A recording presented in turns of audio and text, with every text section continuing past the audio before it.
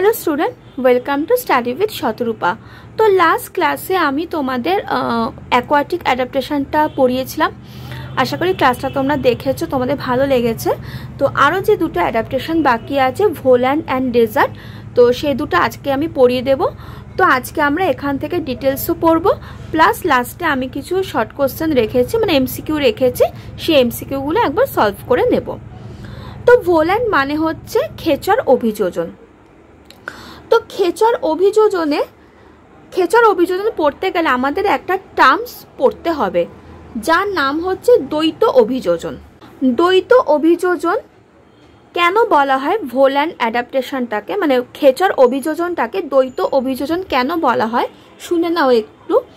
যেহেতু পাখিরা সারাক্ষণ তো আর আকাশে উড়ে বেড়ায় না, ওরা বিশ্রাম নেয়। আর এই বিশ্রামটা কোথায় না, কোনো ল্যান্ডে বা গাছের ডালে বিশ্রাম নেয়। তার মানে কি, ওরা দুটো পরিবেশে কিন্তু বসবাস করছে। ওরা যখন আকাশে ওড়ে তো সেই অ্যাটমসফিয়ারে ওরা ওদের অভিযোজন করছে, প্লাস ওরা বিশ্রাম নেওয়ার জন্য কিন্তু কোনো গাছের ডালে বা কোনো ল্যান্ডে এসে আশ্রয় নিচ্ছে। তো এই যে ওরা উভয় পরিবেশেই যে বসবাস করছে, তার জন্য এদের মধ্যে পৃথক পৃথক কিছু অভিযোজন দেখতে পাওয়া যায়।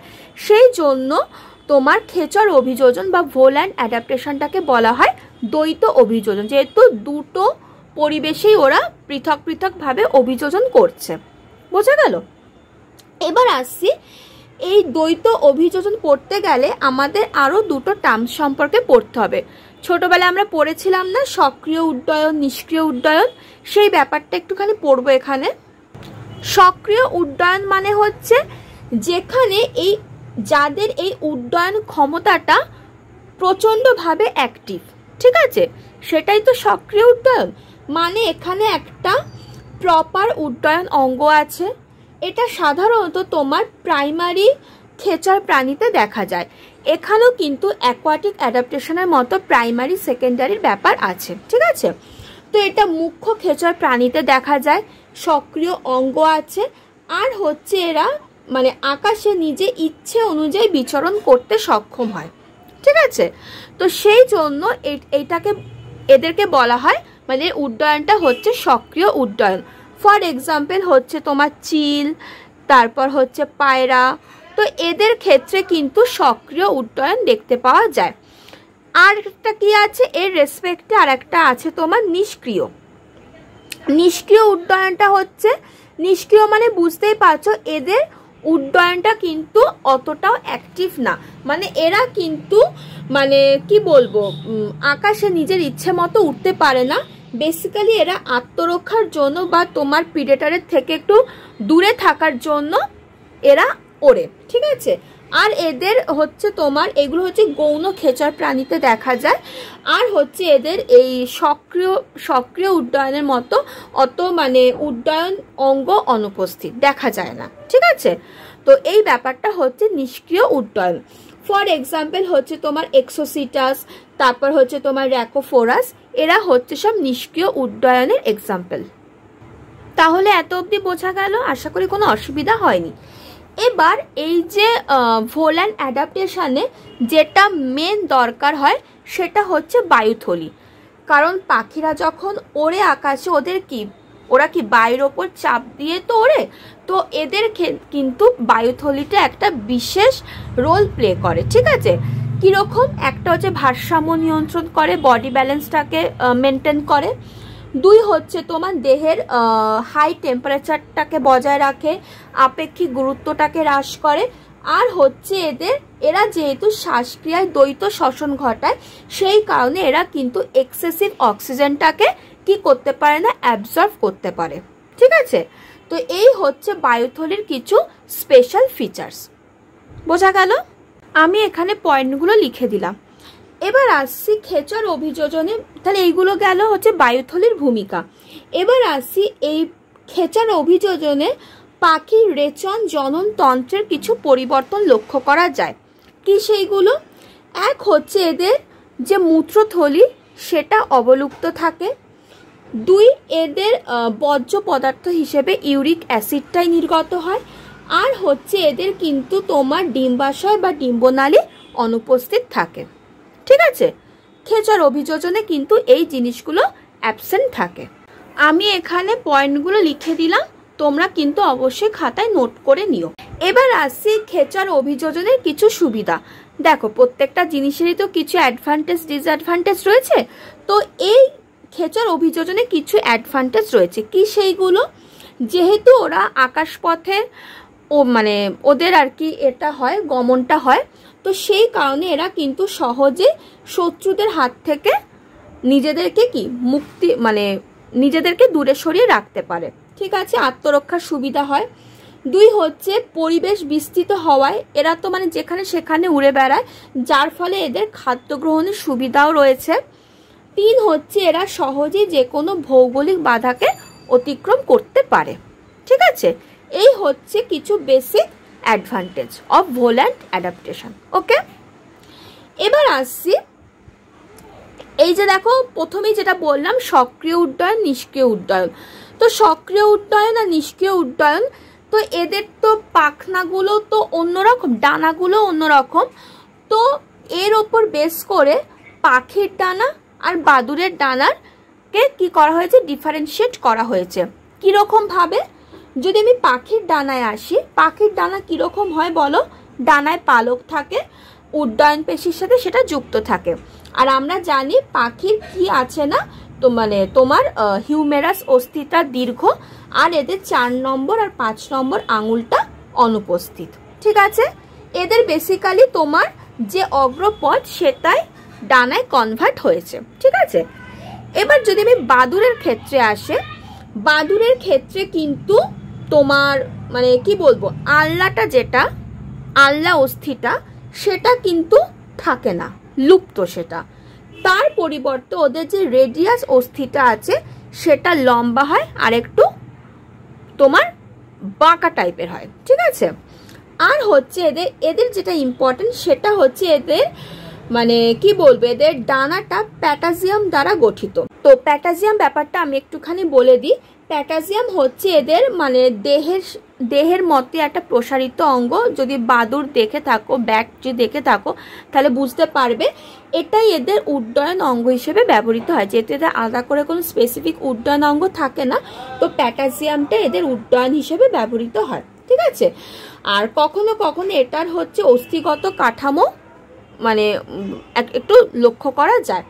তো এই প্যাটাজিয়ামটার দ্বারাই এদের ডানাটা তৈরি হয়। আর এটা একদম মানে কি বলবো, এদের যে আঙুলগুলো আছে সেই আঙুলগুলো বর্ধিত হয়ে প্যাটাজিয়ামটাকে দৃঢ় করে, আর যে বুড়ো আঙুলটা থাকে সেটা প্যাটাজিয়াম থেকে বাইরে থাকে। ঠিক আছে, তো এই হলো বাদুড়ের ডানার বৈশিষ্ট্য। বোঝা গেল? এবার আসছি পায়রার বায়ু অভিযোজন। পায়রার বায়ু অভিযোজন আমরা পড়েছি ছোটবেলাতে। তো কটা বায়ুথলি থাকে পায়রার? 11টা বায়ুথলি থাকে। ঠিক আছে, তো পায়রার দেহ তোমরা দেখেছো মাকু আকৃতির হয়, পালকে ঢাকা থাকে, অস্থিটা ফাঁপা হয়, হালকা হয়। আর এদের দাঁত বলো, মূত্রাশয় বলো, পাকস্থলী বলো, পিত্তাশয় বলো, ডিম্বাশয় বলো, এগুলো কিচ্ছু থাকে না, সব অ্যাবসেন্ট থাকে। আর হচ্ছে এদের অগ্রপত্তায় ডানায় রূপান্তরিত হয়েছে, ফুসফুসে অতিরিক্ত বায়ুথলি থাকে, আর এদের বক্ষে আর কি মজবুত উড্ডয়ন পেশি থাকে। ঠিক আছে, তো এই গেল হচ্ছে ভোল্যান্ড অ্যাডাপ্টেশন। এখান থেকে আর কিছু পড়ার দরকার নেই, আমি যেগুলো পড়ালাম এনাফ। ঠিক আছে, ছোট চ্যাপ্টার, আর কিছু এখান থেকে পড়ার দরকার নেই। তাহলে বোঝা গেল ভোল্যান্ড অ্যাডাপ্টেশনটা। এবার আসছি ডেজার্ট অ্যাডাপ্টেশন। ডেজার্ট অ্যাডাপ্টেশন নাম শুনে বুঝতে পারছো মরুভূমিতে যে প্রাণীগুলো থাকে তাদের অ্যাডাপ্টেশনটা কিভাবে হয়। তো মরুভূমি বললে সবার প্রথমে আমাদের মাথায় যেটা ক্লিক করে সেটা হচ্ছে ক্যামেল। তো ক্যামেলের অভিযোজনটা ভীষণ ইম্পর্টেন্ট। আমি না তোমাদেরকে সাজেস্ট করব ক্লাস 10-এ ক্যামেলের যে অভিযোজনটা আছে সেটা খুব ভালো করে পড়বে। ওখানে না খুব সুন্দর করে দেওয়া আছে আমাদের মাধ্যমিকের সিলেবাসের বইটাতে, ক্লাস 10-এর বইটাতে। ওখান থেকে না তোমরা ক্যামেলটা পড়তে পারো, খুব সুন্দর করে দেওয়া আছে।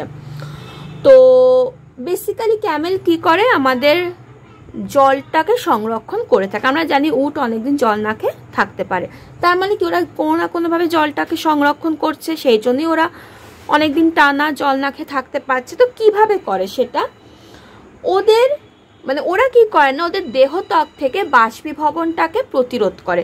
বাষ্পীভবন তো জানো একটা তোমার ভৌত প্রক্রিয়া, যেটা সারা দিন মানে 24 ঘন্টাই হচ্ছে, ঠিক আছে। তো ওরা বেসিক্যালি দেহত্বক থেকে বাষ্পীভবন প্রক্রিয়াটাকে হতে প্রতিরোধ করে। কিভাবে করে, এদের ত্বক যেহেতু পুরু আর হচ্ছে ঘর্মগ্রন্থি থাকে না, আর ঘর্মগ্রন্থি না থাকার দরুন কি বাষ্পীভূত হচ্ছে না এক্সেসিভ ওয়াটারটা। আর হচ্ছে এদের পৃষ্ঠদেশে কি আছে না, পৃষ্ঠদেশটা পুরো ঘন লোম দিয়ে একদম ঢাকা দেওয়া থাকে, যার কোনোভাবেই জলটা যাতে বাইরে যেতে না পারে, ঠিক আছে।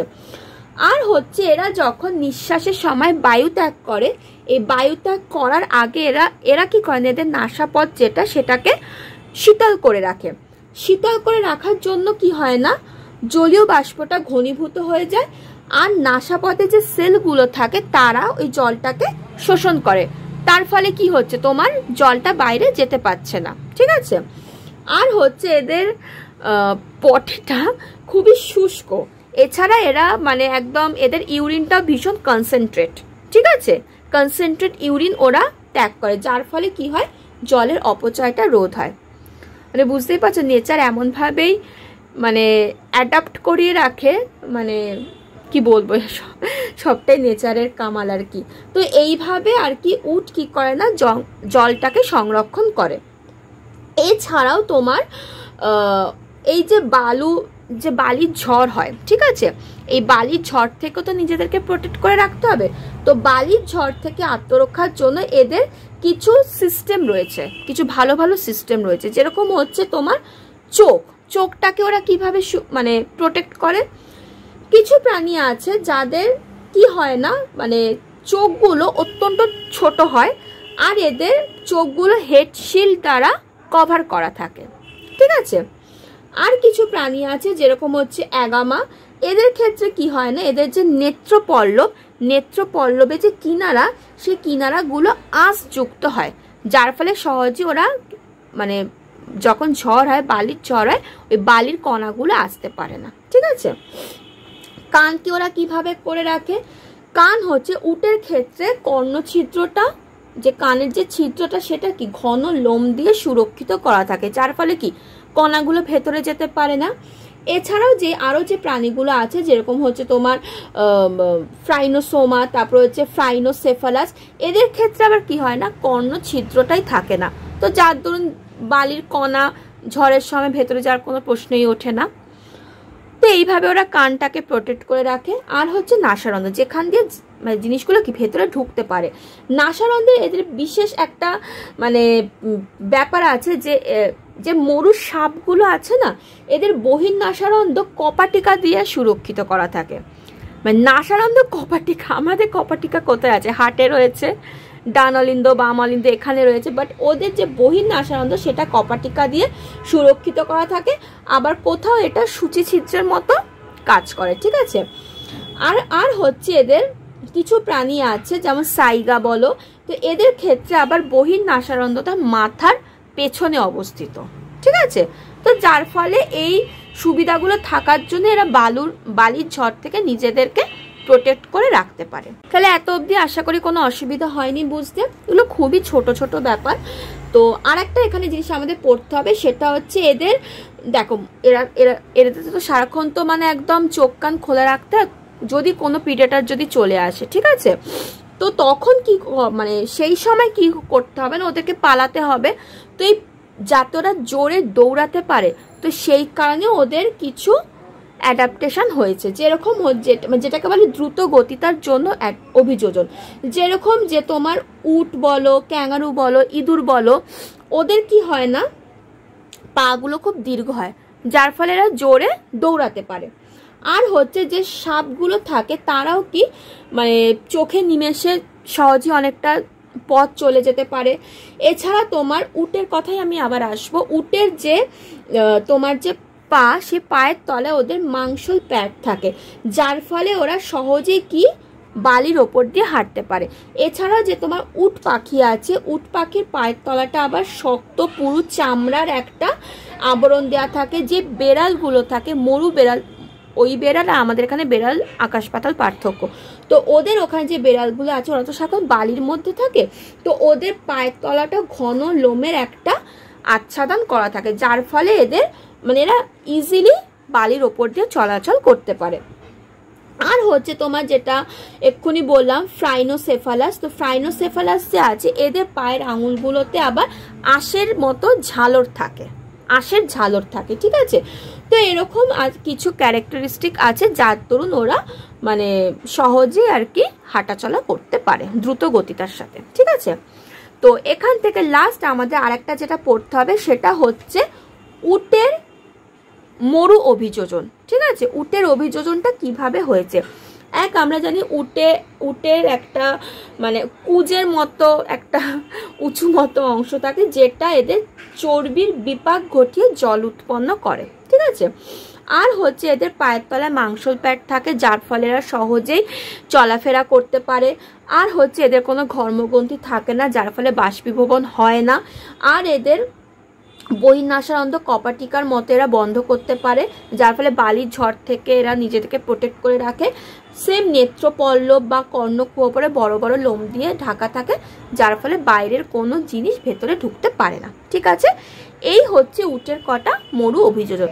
তাও আমি বলবো আমাদের যে ক্লাস 10-এর বইটা আছে লাইফ সায়েন্সের, ওখান থেকে তোমরা ক্যামেল অ্যাডাপ্টেশনটা পড়বে, খুব ভালো করে দেওয়া আছে, ঠিক আছে। তো এই ছিল স্টুডেন্ট আজকের ক্লাস ভোল্যান্ড অ্যান্ড ডেজার্ট অ্যাডাপ্টেশন। এবার আমি এখান থেকে কিছু এমসিকিউ তোমাদের সলভ করাবো। তো 13টা মতো কোয়েশ্চেন রেখেছি, বাট ইম্পর্টেন্ট আছে কোয়েশ্চেনগুলো, ঠিক আছে। কি আছে দেখো, প্রথমটা, what is the primary function of volant adaptation? Volant অ্যাডাপ্টেশনের প্রাইমারি ফাংশনটা কি? ফ্লাইং অর গ্লাইডিং, ঠিক আছে। 2 নম্বর প্রশ্ন, which is not a features of Volant adaptation? Heavy solid বোন, আমরা জানি পাখিদের হেভি বা সলিড বোন থাকে না, তো এটাই এদের ফিচার্স নয় অ্যাডাপ্টেশনের। Next question, what is প্যাটাজিয়া?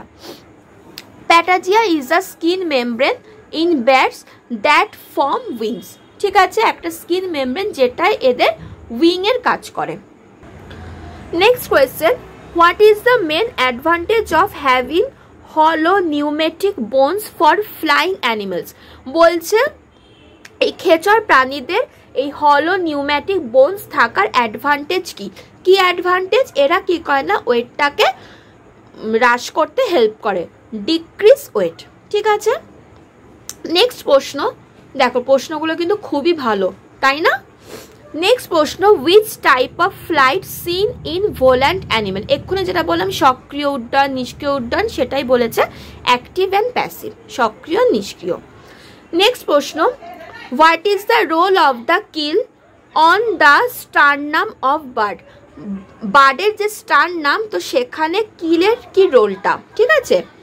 কি role? To provide a surface for muscle attachment during flight. এটা কি করে না, একটা তোমার প্রোভাইড করে একটা সারফেসকে যেটা তোমার মাসেল অ্যাটাচমেন্টে হিসেবে কাজ করে মানে ওড়ার সময়, ডিউরিং দ্য ফ্লাইট, ঠিক আছে। নেক্সট প্রশ্ন, which of the following is the behavioural adaptation of desert animal to conserve water? ঠিক আছে, বলছে কোনটা ডিজার্ট অ্যানিমেলের আর কি behavioural adaptation to conserve water, water সংরক্ষণে, কি বলো? একটা হচ্ছে nocturnal behaviour, burrowing behaviour and migration to cooler area, ঠিক আছে। নেক্সট প্রশ্ন, what is the main function of camel's hump? Camel's হাম্পের মেন ফাংশনটা কি? To store fat for energy, ঠিক আছে। নেক্সট প্রশ্ন, how do desert animals often adapt to extreme temperature? Extreme টেম্পারেচারটাকে ওরা কিভাবে অ্যাডাপ্ট করেছে? By being active at night and resting during the day. এরা কি করে না, রাত্রের বেলায় অ্যাক্টিভ থাকে আর পুরো তোমার দিনের বেলাটায় রেস্ট করে, এইভাবে এরা এক্সট্রিম টেম্পারেচারটাকে অ্যাডাপ্ট করেছে, ঠিক আছে। 10 নম্বর প্রশ্ন, how do camels conserve water in their bodies? কিভাবে করে ওয়াটারটাকে by producing very concentrated urine. এক্ষুনি বললাম এদের মূত্রটা একদম মানে অর্ধ কঠিন কনসেন্ট্রেট থাকে, তো এর ফলে এরা এইভাবে কি করে না জলটাকে সংরক্ষণ করে। নেক্সট প্রশ্ন বলেছে what is the special about a CAMELS RBC. আমরা জানি ক্যামেলের আরবিসিতে কি থাকে, নিউক্লিয়াস থাকে, ঠিক আছে। তো এদের আরবিসি স্পেশালটা কি, they can function with low oxygen level. এদের এটাই মানে মেন আর কি স্পেশাল ফিচার, যে এরা কিন্তু লো অক্সিজেন লেভেলের সাথে কিন্তু এদের বডির কাজকর্মগুলো করতে পারে। নেক্সট প্রশ্ন, how do camels adapt to sandstorm. স্যান্ডস্টর্মের সময় কিভাবে অ্যাডাপ্ট করে নিজেকে, বাই ক্লোজিং দেয়ার নস্ট্রিল, বই নাসারন্ধ্রগুলোকে বন্ধ করে দেয়, বাই কভারিং দেয়ার আইস, চোখ বন্ধ করে, and by lying down on the ground, গ্রাউন্ডে শুয়ে।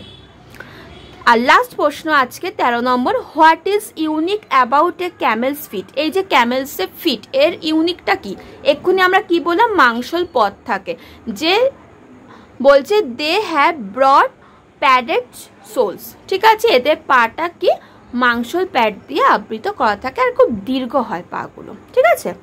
তো এই ছিল স্টুডেন্ট আজকের ক্লাস, আশা করি তোমাদের ভালো লেগেছে। যদি ক্লাসটা ভালো লাগে লাইক করে দিও, শেয়ার করে দিও বন্ধুদের সাথে, আর নতুন হলে চ্যানেলটাকে সাবস্ক্রাইব করে দিও। দেখা হচ্ছে নেক্সট ক্লাসে, সবাই ভালো থাকো, সুস্থ থাকো, মন দিয়ে পড়াশোনা করো, টাটা।